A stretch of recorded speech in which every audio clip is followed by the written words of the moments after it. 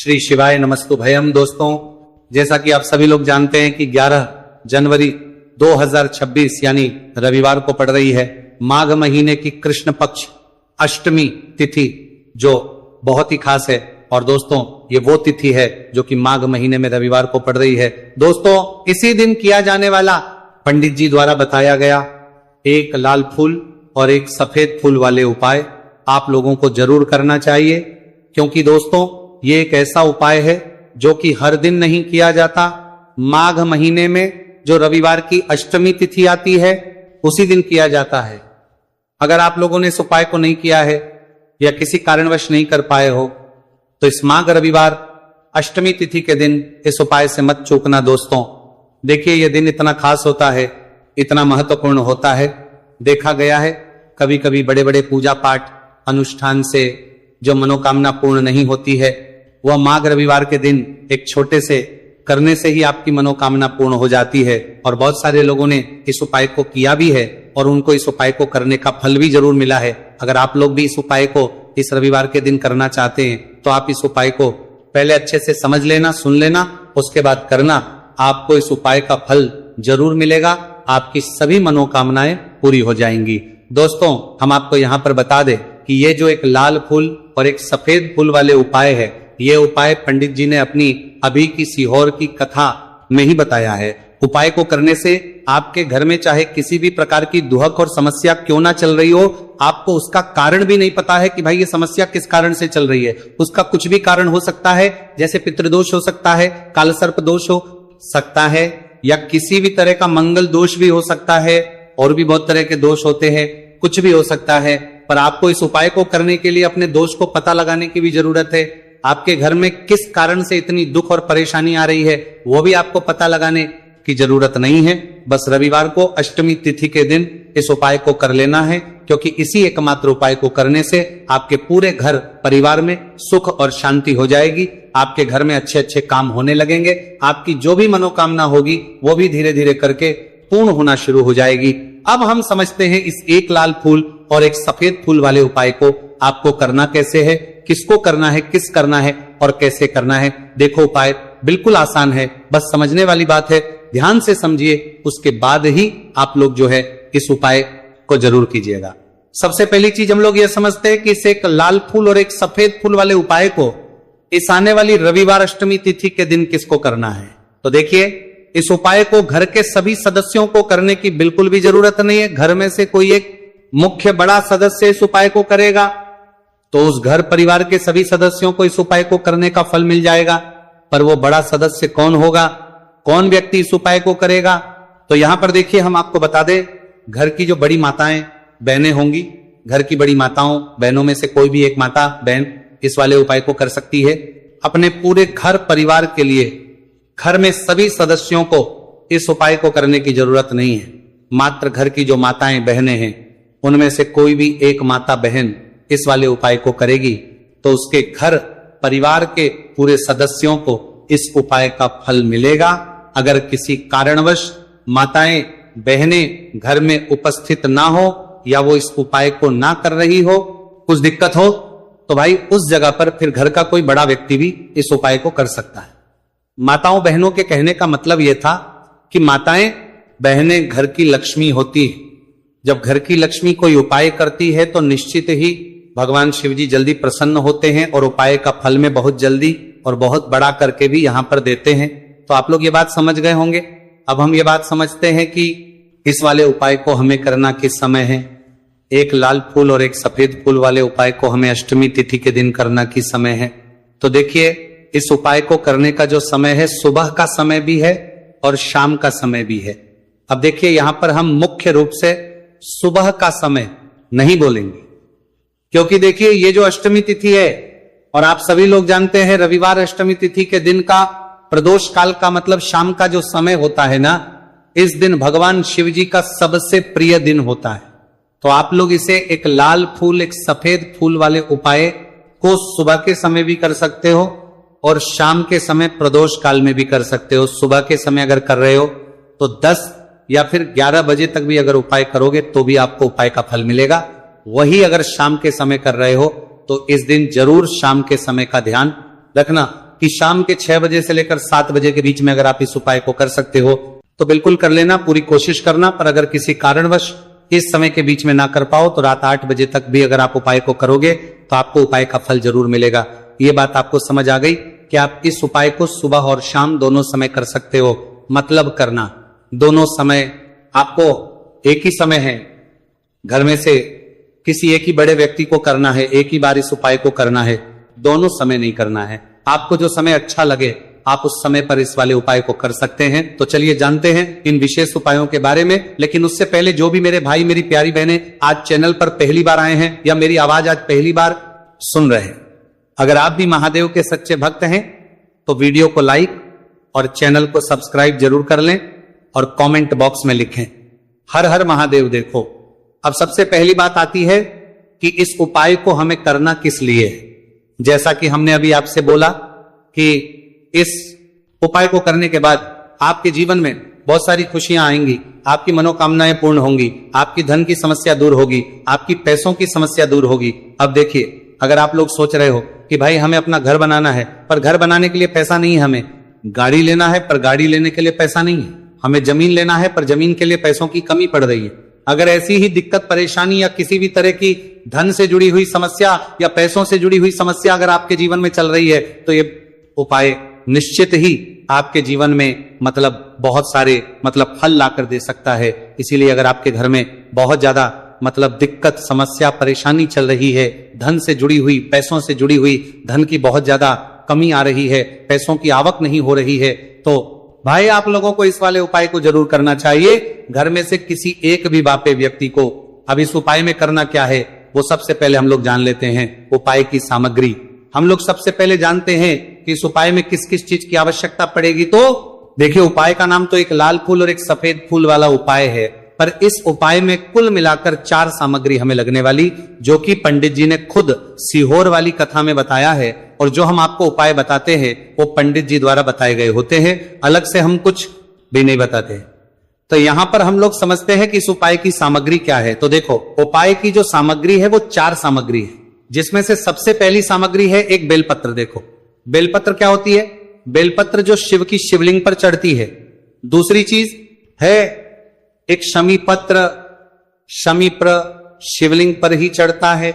तीसरी चीज है दोस्तों एक लाल फूल, उपाय का नाम है, तो एक यहां पर आपको लाल फूल लेना है। अब ये लाल फूल कौन सा लेना है? देखो, शिवलिंग के ऊपर जो लाल फूल चढ़ता हो उनमें से कोई भी एक लाल फूल पसंद कर लेना और वो कहीं से तोड़कर या कहीं से खरीद कर लेकर आना और उस लाल फूल को उपाय में प्रयोग कर लेना। उसके बाद में एक सफेद फूल का विशेष रूप से ध्यान रखना, जो सफेद फूल शिवलिंग पर चढ़ता हो सिर्फ वही सफेद फूल लेकर आना, इसके अलावा कुछ मत लेकर आना, लेकिन केतकी का मत लेना। तो एक एक मात्रा में ही आपको ये चारों सामग्री चाहिए, एक बेलपत्र, एक शमी पत्र, एक लाल फूल और एक सफेद फूल। ये चारों सामग्री आप लोग तैयार करके रख लें।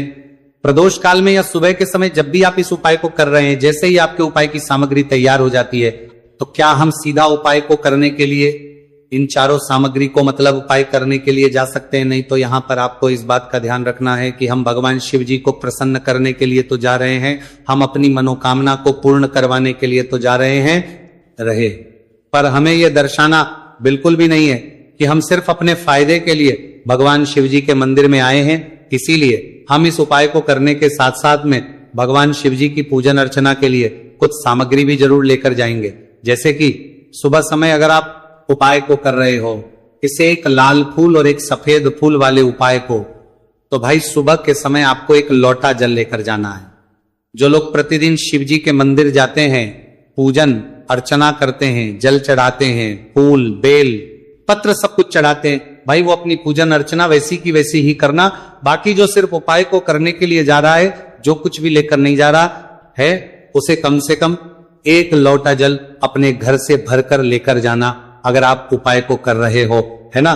क्योंकि इस वाले उपाय को आप भगवान शिव जी की पूजन अर्चना करने के बाद ही करना। वहीं अगर बात करें शाम के समय की, अगर कोई व्यक्ति शाम के समय प्रदोष काल में इस वाले उपाय को कर रहा है तो भाई आपको मात्र एक घी का दीपक तैयार करना है। ये बात हम हमेशा बोलते हैं, शाम के समय प्रदोष काल में कोई कर रहे हो ना, तो दीपक का विशेष महत्व होता है। रविवार अष्टमी तिथि दिन का प्रदोष काल में जो भी व्यक्ति दीपक जलाता है ना भगवान शिव जी के मंदिर में, भाई उसके जीवन से सारी दुख और परेशानियां भी दूर होती है। तो भाई इस दिन दीपक का विशेष रूप से ध्यान रखना आप लोग। अगर आप इस उपाय को शाम के समय प्रदोष काल में कर रहे हो, है ना, ये जो दीपक आप लोगे ये आटे का लोगे।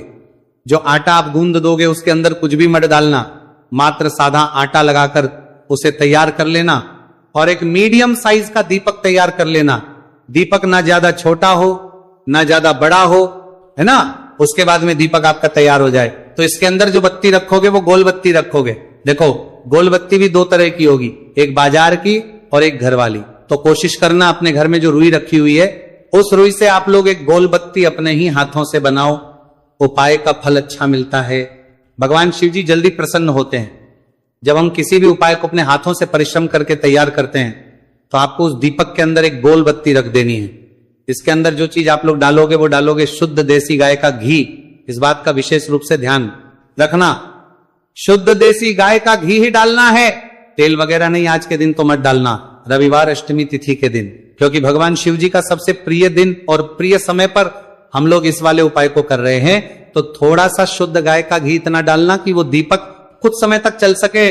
ना बाजार वाला मिलावटी घी डालना, ना भैंस का घी डालना, शुद्ध देसी गाय का घी। आपको ढूंढने में थोड़ी मतलब मेहनत लगेगी और महंगा भी मिलेगा, पर गाय के घी से भगवान शिव जी प्रसन्न होते हैं और उसी शुद्ध देसी गाय के घी से घर में बरकत भी बनी रहती है और हमारे घर में सुख शांति भी बनी रहती है। इसलिए इस शुद्ध देसी गाय का घी अपने घर में हमेशा रखा करो। वो भगवान शिव जी के कार्यों में भी उपयोग में आता है और उपायों में भी हम लोग प्रयोग कर सकते हैं। तो यहाँ पर आपकी सारी तैयारियां हो चुकी है। उपाय को करते समय शुद्धता का विशेष रूप से ध्यान रखिएगा। सुबह कर रहे हो तो भाई सुबह तो आपको स्नान करना ही करना है। बाकी शाम को कर रहे हो तो शाम को मात्र हाथ मुंह धोकर भी आप लोग इस वाले उपाय को कर सकते हो।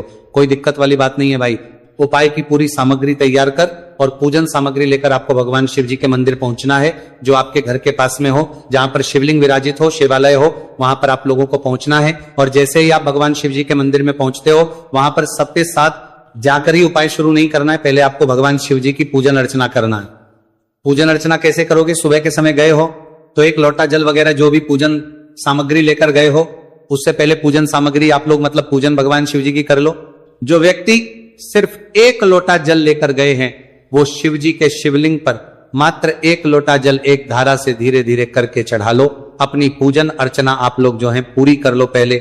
उसी के बाद अगर आप शाम के समय कर रहे हो तो पहले जाकर बैठना है भगवान शिव जी के शिवलिंग के पास में। आप जो दीपक तैयार करके लेकर आए हो उस दीपक को पहले जलाना है। ये जो दीपक आप लोग जलाओगे ना, ये किसी और की माचिस से मत जला, अपनी ही माचिस अपने ही घर से लेकर आना और इस दीपक को अपने ही माचिस से जलाना। अगर आपने मंदिर की माचिस या किसी और की माचिस ले ली, इस उपाय को करने में इस उपाय का फल उस व्यक्ति को भी बहुत मिल जाएगा। इस बात का ध्यान रखना। अपने घर से अपनी ही माचिस लेकर जाना और इस दीपक को जलाना। दीपक को जलाने के बाद भगवान शिव जी की शिवलिंग के पास में रख देना। शिवलिंग के इतना पास में मत रखना कि शिव जी को आंच लगे, थोड़ी सी दूरी बनाकर ही जो है इस दीपक को शिवलिंग के पास में आप लोग रख दीजिएगा। अब जैसे ही आपकी पूजन अर्चना हो जाती है, भगवान शिव जी के शिवलिंग के सामने या आसपास कहीं पर भी बैठ जाइए उपाय को करने के लिए। और उपाय को करने से पहले आप लोग अपनी वो चारों पूजन सामग्री निकाल लीजिए। उपाय की जो सामग्री है वो निकाल लीजिए और भगवान शिव जी के शिवलिंग के ऊपर एक माता अशोक सुंदरी जी का स्थान देख लीजिए। माता सुंदर जी का जो स्थान होता है वो जलाधारी के ऊपर होता है। जलाधारी के बिल्कुल बीचों बीच में होता है। आप लोगों ने देखा भी होगा शिवलिंग की जलाधारी होती है। जलाधारी के बिल्कुल बीचों बीच का जो स्थान होगा वो माता अशोक सुंदर जी का स्थान होगा, क्योंकि यहीं पर हमें ये जो है उपाय को करना है। सबसे पहली चीज अब हम उपाय को करना शुरू करते हैं। आप सबसे पहले अपनी एक बेलपत्र उठा लो। एक बेलपत्र को आपको माता अशोक सुंदरी जी वाले स्थान पर सबसे पहले समर्पित करना है। बेलपत्र की डंडी का मुख होगा जलाधारी की तरफ जहां से जल बहता है और नीचे गिरता है, और बीच वाली बड़ी पत्ती का मुख मतलब शिवलिंग की तरफ होगा। इस तरीके से आपको इस बेलपत्र को माता अशोक सुंदरी जी वाले स्थान पर समर्पित कर देना है। उसके बाद में अपनी एक शमी पत्र उठा लो जो आप उपाय के लिए लेकर आए हुए हो। शमी पत्र को उठाकर शमी पत्र की भी जो डंडी का भाग होगा वो जल की तरफ करके, जहां से जल बहता है नीचे गिरता है उस तरफ करके, और पत्ती वाला भाग शिवलिंग की तरफ करके इस शमी पत्र को भी उस बेल पत्र के ऊपर आपको समर्पित कर देना है। समर्पित करने के बाद अब आप ले लो अपना एक लाल फूल जो आप उपाय को करने के लिए लेकर आए हुए हो। इस लाल फूल का जो खिला हुआ भाग होगा, चाहे वो गुलाब का फूल हो, चाहे कोई सा फूल जो शिवलिंग पर चढ़ता हो, भाई उस फूल का जो खिला हुआ भाग होगा वो शिवलिंग की तरफ होगा। बाकी जो पीछे का भाग होगा फूल का, वो जलाधारी की तरफ, जहां से जल बहता है नीचे गिरता है उस तरफ होगा। और आखिरी में आपका जो एक सफेद फूल बचा हुआ है, इस सफेद फूल को भी आपको लेना है और सफेद फूल का जो खिला हुआ भाग होगा वो शिवलिंग की तरफ होगा, जहां पर शिवलिंग रखा हुआ है उस तरफ होगा, और डंडी का भाग जलाधारी के पीछे की तरफ हो जाएगा। मतलब जो जहां से जल बहता है और नीचे गिरता है, जब आप एक बेलपत्र, एक शमी पत्र और एक लाल फूल, एक सफेद फूल चढ़ा रहे हो, तो उस समय आप लोगों को कांता भगवान या कांता चक्र का नाम लेते हुए ही जो है इस उपाय को करना है और भगवान शिव जी और नारायण जी का स्मरण करते हुए ही इस उपाय को आपको करना है। तो जब भी आप एक बेलपत्र, एक शमी पत्र, एक लाल फूल और एक कमी हो रही है, जो भी दुख और समस्या परेशानी चल रही हो आपको अपनी, वह दुख और जो है भगवान शिव जी से उपाय को पूरा करने के बाद वहीं पर पास में बैठकर बोल देना है, हाथ जोड़ के आंखें बंद करके अपनी परेशानी और श्री शिवाय नमस्तु भयम का जाप करना है। दोस्तों, आज हमने इस वीडियो में कुछ उपाय बताए हैं जो आपको करने हैं। अगर आपको वीडियो अच्छी लगी हो तो वीडियो को 1 लाइक और चैनल को सब्सक्राइब जरूर करें। हर हर महादेव।